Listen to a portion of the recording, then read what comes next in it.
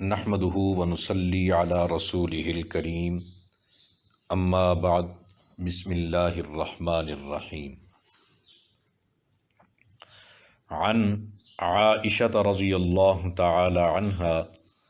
قالت كان رسول اللہ صلی اللہ علیہ وسلم يصوم حتى نقول لا يفطر ويفطر حتى نقول لا يصوم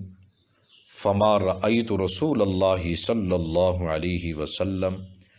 استکمل صیام شہر الا رمضان وما رأيته اکثر صیاما منہ فی شعبان۔ میرے عزیز دوستو، میری آج کی اس ویڈیو کا عنوان ہے مستحب روزے ماہ شعبان کے۔ میرے عزیز دوستو، میں اپنی بات کو آگے بڑھانے سے پہلے آپ حضرات سے مؤدبانہ التماس کرتا ہوں، اگر آپ نے ابھی تک میرے اس چینل کو سبسکرائب نہیں کیا تو جلدی سے میرے اس چینل کو سبسکرائب کریں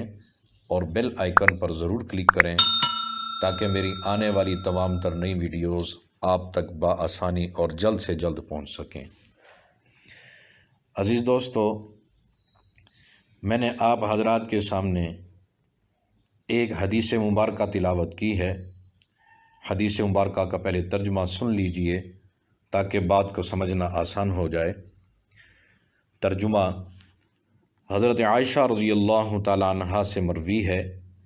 اللہ کے رسول صلی اللہ علیہ وسلم جب روزے رکھنا شروع فرماتے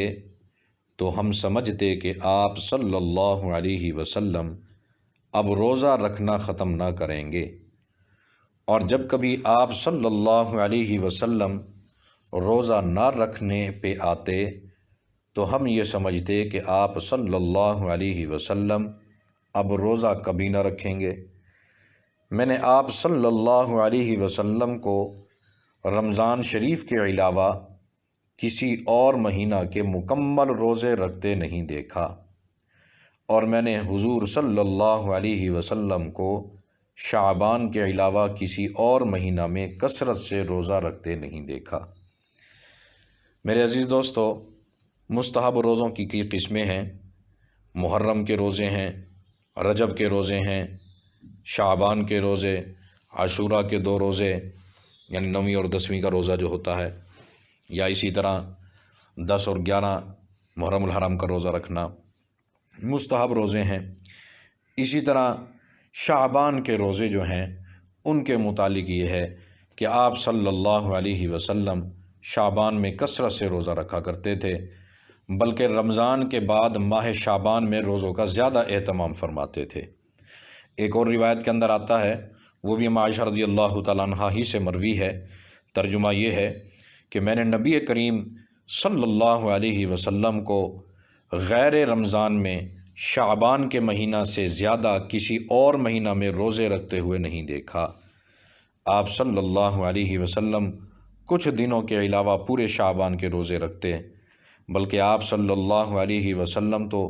پورے شعبان کے روزے رکھا کرتے تھے۔ یہاں پورے شعبان کے روزے رکھنے سے مراد یہ ہے کہ آپ صلی اللہ علیہ وسلم اکثر شعبان روزے رکھا کرتے تھے، کیونکہ بعض مرتبہ اکثر پر کل کا اطلاق کر دیا جاتا ہے۔ تو میرے عزیز دوستو، ہمیں بھی چاہیے نبی کریم صلی اللہ علیہ وسلم کی اطاعت میں، آپ کی تابعداری میں، آپ کی اقتداء میں، جیسے نبی کریم صلی اللہ علیہ وسلم شعبان میں روزے رکھا کرتے تھے تو ہمیں چاہیے کہ ہم بھی شعبان کے مبارک مہینے کے اندر روزہ رکھیں، اور روزہ رکھنے میں یہ احتیاط کی جائے کہ نصف شعبان کے بعد روزہ نہ رکھا جائے، یعنی پہلے سے جو روزے ہیں 15 شعبان سے پہلے جو ہے وہ آپ روزہ رکھ سکتے ہیں، 15 شعبان کے بعد جو ہے وہ روزہ نہ رکھا جائے، اس لیے کہ رسول اللہ صلی اللہ علیہ وسلم نے فرمایا جب شعبان کا مہینہ آدھا رہ جائے تو روزہ نہ رکھا کرو۔ اس روایت کے پیش نظر فقہاء اکرام نے 15 شعبان کے بعد روزہ رکھنا مکروہ قرار دیا ہے، البتہ چند صورتوں کو مستثنیٰ قرار دیا ہے۔ ان میں 15 شعبان کے بعد روزہ رکھنے میں کوئی حرج نہیں۔ وہ چند صورتوں یہ ہیں کہ کسی کے ذمہ قضا روزے ہوں یا واجب کفارہ وغیرہ کے روزے ہوں تو وہ ان ایام میں رکھنا چاہتا ہے تو رکھ سکتا ہے۔ اسی طرح ایسا شخص جو شروع شعبان سے روزے رکھتا چلا آ رہا ہو تو ایسی شخص بھی روزہ رکھ سکتا ہے۔ اور اسی طرح ایسا شخص جس کی عادت یہ ہے کہ مخصوص دنوں یا تاریخوں کے روزے رکھتا ہے، اب وہ دن یا تاریخ شعبان کے آخری دنوں میں آ رہی ہیں تو روزہ رکھنے میں کوئی حرج نہیں ہے۔ جیسا کہ آپ حضرات نے دیکھا ہے کچھ لوگ جو ہیں وہ پیر کا اور جمعرات کا روزہ رکھتے ہیں، یا اسی طرح ہر مہینے کے اندر جو 3 روزے ہوتے ہیں 13، 14، 15 کے جو روزے ہیں وہ روزے وغیرہ رکھنا۔